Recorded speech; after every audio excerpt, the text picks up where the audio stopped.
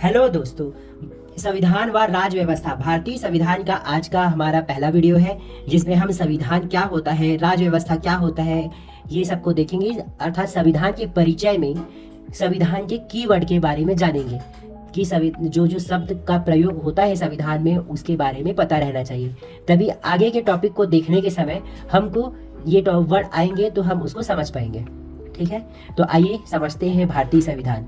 ये आपकी स्टडी के लिए भी इम्पोर्टेंट है और आपके जीवनचर्या के लिए भी इम्पोर्टेंट है, जीवन के लिए भी इम्पोर्टेंट है। भारत के संविधान को जानने से आपको आपके अधिकार के बारे में पता चलता है। इसीलिए आइए देखते हैं संविधान व राज्य व्यवस्था। ठीक है, संविधान का पहला टॉपिक संविधान क्या है। सबसे पहले तो सबको यही जानना जरूरी है कि संविधान क्या होता है। जो पॉलिटी हम पढ़ते हैं उसमें संविधान का क्या महत्व है, क्या है। ठीक है, तो देखते हैं। नियमों, कानूनों या परंपराओं आदि का संकलन जो एक देश पर शासन करने के लिए प्रयोग होता है उसे संविधान कहते हैं।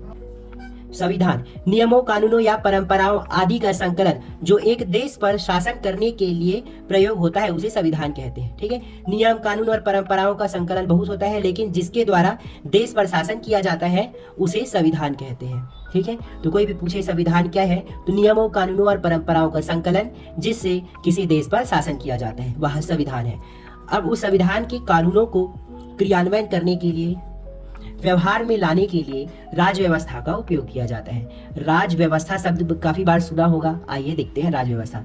संविधान को व्यवहार में लाने के लिए किया गया व्यवस्था राज्य व्यवस्था कहलाता है। ठीक है, जो संविधान है उसके नियमों को, ठीक है, उसके नियमों, कानूनों को जनता के पास लाने के लिए, व्यवहार में लाने के लिए पूरे देश में जो व्यवस्था का उपयोग किया जाता है उसे राज्य व्यवस्था कहते हैं। उदाहरण में देखते हैं। उदाहरण, संविधान का एक कानून अनुच्छेद 17 अस्पृश्यता विधि, ठीक है, अस्पृश्यता का विधि जो छुआछूत से संबंधित है उससे एक विधि है। ठीक है, के अनुसार दंडनीय अपराध है। संविधान के अकॉर्डिंग क्या है, अस्पृश्यता जो छुआछूत करते हैं वो दंडनीय अपराध होता है। ठीक है, ये तो संविधान में लिखा गया। अब इसको व्यवस्था में लाने के लिए, ठीक है, व्यवस्था में लाने के लिए संसद द्वारा व्यवस्था में कैसे लाना है इसका डिस्कशन होता है और उसके लिए एक एक्ट, कानून बनता है। जैसे एग्जाम्पल में अस्पृश्यता का परिभाषा क्या होगा, किस चीज को अस्पृश्यता के अंदर रखना है, ये पूरा इस परिभाषा में रहेगा। ठीक है, किस विधि के अनुसार उसको दंड दिया जाएगा, क्या दंड देना है, ये सब राज्य व्यवस्था के अनुसार ही उसमें देखा जाता है। नेक्स्ट कीवर्ड है संसद। ठीक है, जो संसद शब्द का प्रयोग होता है उसका मतलब क्या है, संसद का काम क्या है, ये देखते हैं। व्यवहार में लाने के लिए संसद कानून लाती है। ठीक है, जो भी संविधान का जो भी कानून है उसको व्यवहार में लाने के लिए संसद द्वारा एक कानून बनाया जाता है। ठीक है, लागू संसद ही करती है, उस कानून को लागू भी संसद करती है। एग्जाम्पल में अस्पृश्यता निवारण अधिनियम 1955 में छुआछूत से रिलेटेड उसको निवारण करने के लिए अधिनियम लाया गया था 1955। ठीक है, संसद, ठीक है, संसद के अलावा भारत देश में अन्य संवैधानिक संस्थाएं भी होती है। ठीक है, संसद एक संवैधानिक संस्था है। ठीक है, तो संसद के अलावा और भी भारत में संवैधानिक संस्था है, वो संस्था को देखते हैं।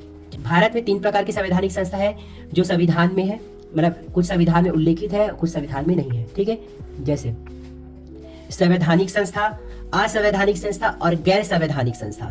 संवैधानिक संस्था में जो संविधान में वर्णित हो, ठीक है, जिस संस्था का नियम और उसको बनाने का, उसको गठन करने का नियम संविधान में वर्णित होता है, उसके बारे में उसमें जानकारी दी जाती है, उसे संवैधानिक संस्था कहते हैं। ठीक है, जैसे उदाहरण के लिए वित्त आयोग, अनुच्छेद 280 में वित्त आयोग के बारे में बताया गया है।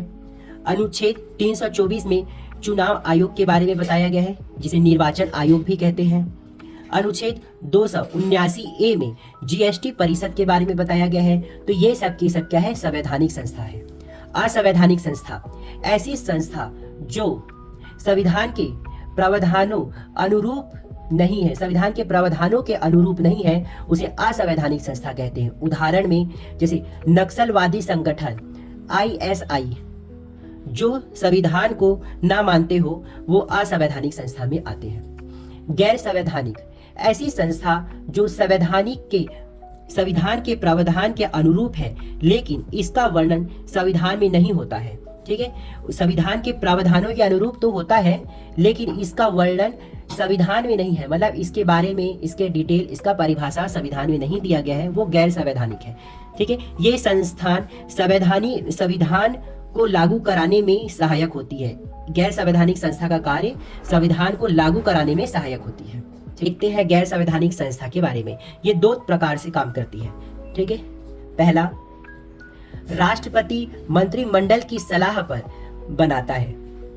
ठीक है। एक गैर संवैधानिक संस्था राष्ट्रपति द्वारा मंत्रिमंडल की सलाह पर बनाया जाता है, उसे कार्यकारिणी संस्था कहते हैं। कार्यकारिणी संस्था जो राष्ट्रपति मंत्रिमंडल की सलाह पर बनाता है। एग्जाम्पल में अभी करंट में जो चल रहा है नीति आयोग। ठीक है। पहले जब भारत आजाद हुआ था उस टाइम नेहरू जी द्वारा 5 वर्षीय योजना लाया गया था, वो भी कार्यकारिणी संस्था होती है। ठीक है। जो गैर संवैधानिक संस्था है। ठीक है। अभी के समय में नीति आयोग है जो नरेंद्र मोदी जी द्वारा 2014 में बनाया गया था। ठीक है। दूसरा है ऐसी संस्था जिनका निर्माण संसद अधिनियम एक्ट बनाकर कानून लाती है। ऐसी संस्था जो संसद द्वारा अधिनियम एक्ट बनाकर कानून लाया जाता है। ठीक है।